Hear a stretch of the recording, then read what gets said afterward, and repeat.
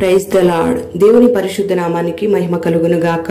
అనుదిన దైవ కృపా కార్యక్రమం ద్వారా ఈ దినం దేవుని మాటలు వింటున్న దేవుని బిడ్డలు ఆత్మీయులైన మీ అందరికీ పేరు పేరున ప్రత్యేకమైన వందనాలు తెలియపరుస్తున్నాం. నా దేవుడు నిశ్చయముగా మిమ్మల్ని ఆశీర్వదించును గాక.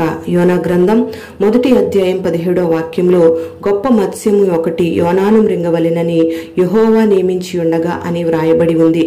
ఇక్కడ గొప్ప మత్స్యము అనగా చేప అని మనం గమనించాలి. మరి ఆ గొప్ప చేపను దేవుడే నియమించినట్టుగా, దేవుని పని కొరకు దేవుడే దానిని ఏర్పాటు చేసినట్టుగా మనం గమనిస్తూ ఉన్నాం. ఈ యోనా గ్రంథంలో దేవుని పని కొరకు కొన్నిటిని దేవుడు ప్రత్యేకంగా ఏర్పాటు చేశాడు. ప్రత్యేకమైన పని కొరకు ఒక సొర చెట్టును ఏర్పాటు చేశాడు. అదే విధంగా ఒక పురుగును కూడా ఏర్పాటు చేశాడు. గాలిని, గొప్ప తుఫానును కూడా దేవుడే ప్రత్యేకమైన పని కొరకు ఏర్పాటు చేశాడు. నిజంగా మనం గమనిస్తే ఆయన చేసే ప్రతి కార్యం వెనుక గొప్ప ప్రత్యేకత దాగి ఉంది. మరి భూమిని గూర్చి మనం ధ్యానం చేసిన, సముద్రాన్ని చూసినా, దానిలోని చేపలను చూసినా అవి మనకు బోధిస్తూ ఉంటాయి. దేవుని మహిమను మనకు వివరిస్తూ ఉంటాయి. మరి వాటిని దేవుడు ప్రత్యేకమైన పని కొరకు ఏర్పాటు చేసి ఉండగా, దేవుని పోలిక చొప్పున చేయబడిన మనము, జీవాత్మను పొందుకున్న మనము ఏ పని లేకుండా ఈ భూమి మీదకి వచ్చాము అని నువ్వు అనుకుంటూ ఉన్నావేమో. ఏ ఉద్దేశము లేకుండా ఈ భూలోకంలో నువ్వు జన్మించావు అని ఒకవేళ నువ్వు అనుకుంటూ ఉన్నావేమో. ఏ సంకల్పము లేకుండా దేవుడు ఈ భూమి మీద నిన్ను నియమించాడు అని ఈ మాటలు వింటున్న నీవు అనుకుంటూ ఉన్నావేమో. ప్రియ దేవుని బిడ్డలారా, అందరం గమనించాలి, మనమందరము కూడా కారణ జన్ములమే. దేవుడు నిన్ను ఏ పని మీద నియమించాడో నువ్వు గుర్తుపట్టాలి. దేవుని ప్రత్యేకమైన పని నిమిత్తమే దేవుడు నిన్ను నియమించాడు అని నువ్వు మర్చిపోకూడదు. ఆ సంగతిని నువ్వు తెలుసుకోవాలి. మరి ఎందుకు సముద్రంలో ఆ గొప్ప చేపను దేవుడు నియమించాడు అంటే వాడలోంచి పడిపోతున్న యోనాను రక్షించడానికి. Praise the lord.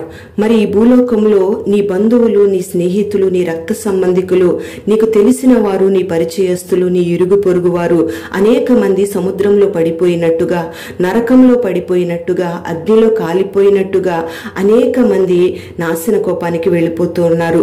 మరి వారిని రక్షించడానికి దేవుడు నిన్ను పిలిచాడన్న సంగతిని, దేవుడు నిన్ను నిర్మించుకున్నాడన్న వాస్తవాన్ని ఇది నన్ను గ్రహించాలి. అందుకే అందరికీ సువార్తను చెప్పే బాధ్యత దేవుడు నీ మీద పెట్టాడు.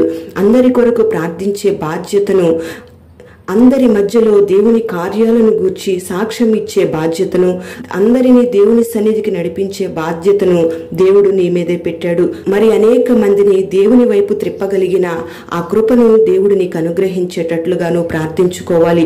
అగ్నిలోంచి లాగినట్టుగా అనేక మందిని నువ్వు రక్షణలోకి లాగాలి. మరి అటువంటి కృప కొరకు నువ్వు ప్రతిదినము ప్రార్థన చేసుకోవాలి. ప్రియ దేవుని బిడ్డలారా, మనం గమనిస్తే ఈ మత్స్యము యోనాను రక్షించడానికి 3 రోజులు ఉపవాసం ఉన్నట్టుగా మనం గమనిస్తూ ఉన్నాం.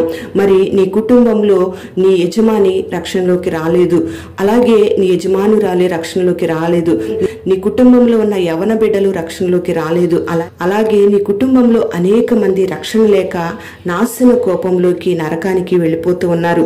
మరి నువ్వు గమనించి వారి కొరకు నువ్వు ఉపవాసం ఉండి ప్రార్థన చేయగలుగుతున్నావా? మరి యోనాను రక్షించడానికి చేప ఉపవాసం ఉంది. మరి ఈ భూమి మీద దేవుని చిత్త ప్రకారం ఈ భూలోకానికి పంపబడిన నీవు అనేకులకు రక్షణకరంగా మార్చబడాలి. అనేకులను రక్షించే వ్యక్తిగా ఉండాలి.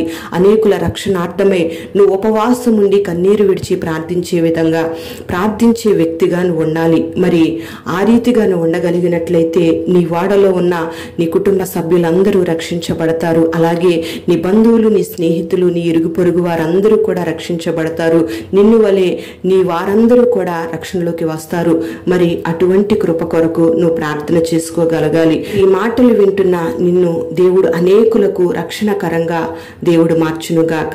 ఆయన నియమించిన ఆయన చిత్తం యావత్తు నీ జీవితంలో, నీ బిడ్డల జీవితంలో, కుటుంబ వ్యవస్థలో నెరవేర్చబడునుగాక. అట్టి కృప నా దేవుడు నీకు అనుగ్రహించునుగాక. ప్రార్థన. పరిశుద్ధుడవైన తండ్రి, ప్రేమ కలిగిన దేవానికి స్తోత్రం చెల్లిస్తున్నాం.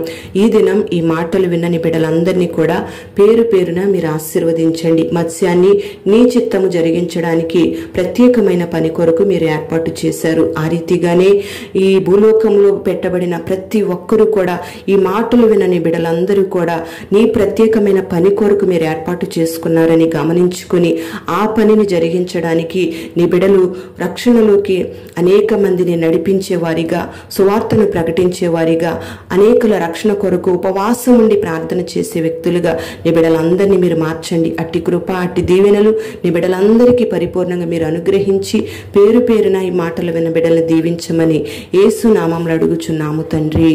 ఆమేన్.